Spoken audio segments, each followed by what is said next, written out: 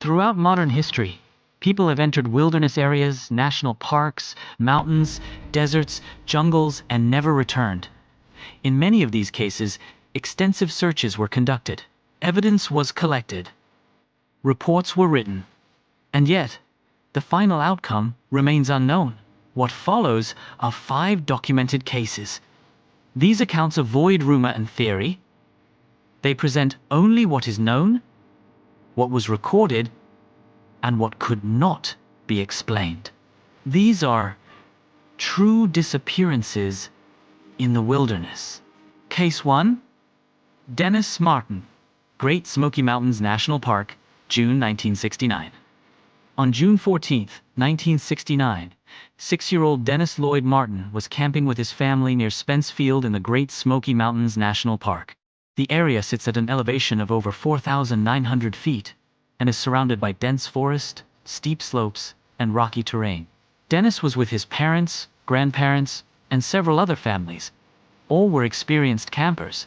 In the late afternoon, Dennis and a few other children began playing hide-and-seek near the edge of the tree line. Witnesses stated that Dennis ran behind a bush, intending to surprise the others. When he did not reappear, adults initially assumed he had moved to another hiding spot. After several minutes, concern began to grow. A search of the immediate area was conducted. Dennis was not found. Park rangers were notified quickly. Within hours, organized search efforts were underway. Over the following weeks, more than 1,400 people participated in the search. This included park staff, trained volunteers, military personnel, and Green Berets experienced in survival and tracking. Search dogs were deployed. At one point, a scent was briefly detected near a rocky outcropping. That trail ended abruptly. Later that evening, a sudden storm moved through the mountains. Heavy rain fell. Conditions became dangerous. Any remaining scent trails were likely destroyed. During the search, a nearby family reported seeing a man carrying what appeared to be a child or bundle over his shoulder in the same general area. This sighting was investigated, but never confirmed. Despite weeks of searching ravines, streams, dense undergrowth, and cliff areas, no physical evidence of Dennis Martin was ever found. No clothing, no remains. The case remains unsolved. So, what could have happened? There are speculations. Dennis disappeared within minutes during daylight. My first thought was an animal. But then wouldn't there have been some kind of struggle, screaming, something? He was 6 years old, small for his age. The terrain was steep, wooded, and rugged. I've actually heard of other children disappearing in areas like this and not being found. Really strange. So, a sudden storm occurred shortly after his disappearance. And there was no physical evidence ever recovered. Search efforts were immediate, massive, and professional. Some speculated that Dennis may have fallen into a ravine, crevice, or dense undergrowth and was never located. People thought these things could have happened because the Smoky Mountains have hidden sinkholes, cliffs, and thick brush. A child could fall silently out of sight. Heavy rain may have moved or concealed remains. There are problems with these theories, though. Searchers covered ravines, streams, and drop-offs extensively. No scent trail, clothing, or bone fragments were ever found. Even decades later, nothing surfaced. This kind of brings to mind the things I've read about Bigfoot. How they appear, then disappear through a portal of some kind. Makes me wonder if this little boy was grabbed by something that could disappear into another realm. No scent trail, clothing, nothing. Then there's people that think maybe Dennis became lost, panicked, and succumbed to exposure. There was the sudden weather change. Children can move surprisingly far when they're scared. Hypothermia can occur even in mild temperatures when wet. But there are problems with this theory also. Children usually leave some trace. The search dogs did not track a continuance route, and no evidence appeared during later seasons or erosion. My first thought was a wild animal, like a black bear, attacked or carried Dennis away because black bears were present in the park. They can move quietly and quickly, and that could explain lack of remains. But there was no blood, torn clothing, or disturbance was found. Wildlife experts involved in the search found no supporting evidence. They say bear attacks on children are extremely rare. Awful thought. Then we come to the one thought that most would think. Dennis was taken by a person. People would consider this because a nearby family reported seeing a man carrying something over his shoulder. The disappearance was very rapid. Dennis vanished from a populated campsite area. But there are problems with this theory also. The sighting was never confirmed. No vehicle tracks or evidence of escape. Well, I would say there could have been someone out there living on the land. No vehicle needed. That thought is very scary. The terrain would make a quick getaway difficult. But again, if someone was living out there somewhere, no suspects or follow-up evidence emerged. Maybe Dennis wandered into restricted or hazardous activity. Green Berets were involved in the search.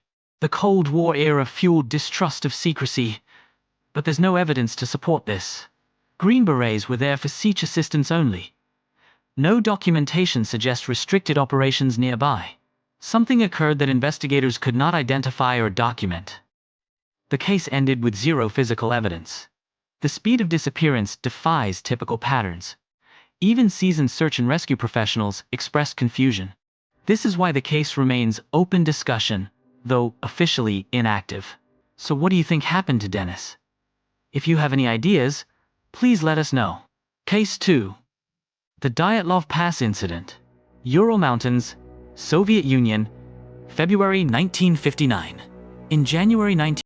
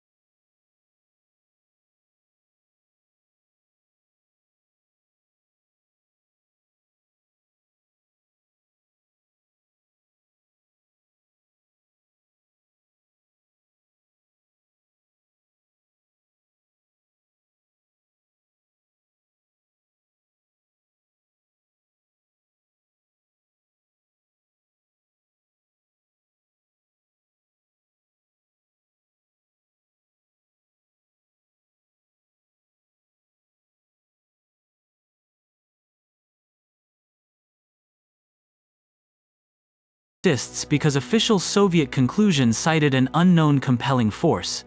No theory explains every detail perfectly. That's why Dyatlov Pass remains one of the most discussed wilderness mysteries in modern history. So what do you think happened to them? Tell us in the comments if you have an idea. I'd love to hear it. Case 3. Everett Roos, Canyonlands, Escalante, Utah, November 1934. Everett Roos was a 20-year-old writer, poet, and artist who traveled alone throughout the American Southwest during the early 1930s. He was known for his desire to live simply and explore remote wilderness areas. In November 1934, Roos set out with 2 burros into the canyon country near Escalante, Utah. He intended to explore the area for several weeks. Roos was known to write letters regularly. When no correspondence arrived, concern grew among friends and family. Searchers later located his campsite. His supplies were present. His burros were found alive and grazing nearby. Roos was not found. Near the area, a rock inscription was discovered reading, Nemo, 1934. Roos had used the name Nemo in earlier writings. Over the decades, several discoveries of skeletal remains were claimed to be Roos. Each was later ruled out through forensic analysis. No confirmed trace of Everett Roos has ever been found. His disappearance remains unexplained. So, accidental death is the most widely accepted theory here. The canyon region is extremely dangerous, with sheet cliffs, narrow ledges, flash flood zones, and unstable rock. Roos traveled alone, without modern safety equipment, so a fall into a canyon, crevice, or river could easily result in no recoverable remains and rapid destruction of evidence. His burro were found alive, suggesting he did not plan to disappear intentionally. Roos likely dies from a fall or environmental exposure, and his body was never recovered. Southern Utah is prone to sudden flash floods, even without rain nearby, and flash floods can sweep bodies far downstream, destroy campsites, and leave minimal evidence. Weather records indicate seasonal flood risk during the time he disappeared. Roos may have been caught in a flood or succumbed to exposure, with remains carried away or buried. There's another theory. Homicide or foul play. Roos occasionally encountered ranchers, traders, and travelers. Some locals later claimed her may have crossed paths with individuals engaged in illegal activities. The complete absence of his remains has fueled suspicion. No physical evidence of violence. No confirmed witnesses. No motive ever established. Possible but unsupported by evidence.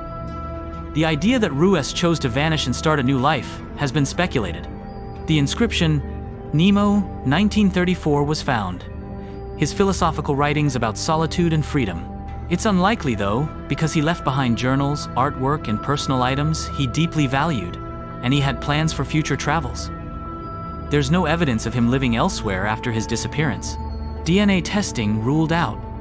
Later claims that he lived under another identity. There is no official determination of Everett Roos's fate. The most accepted conclusion among experts is he likely died accidentally in the Utah Canyon wilderness, and his remains were never recovered due to terrain and environmental conditions. His disappearance remains one of the most enduring unsolved cases in American wilderness history. So any ideas on what could have happened to him? I think this is really interesting.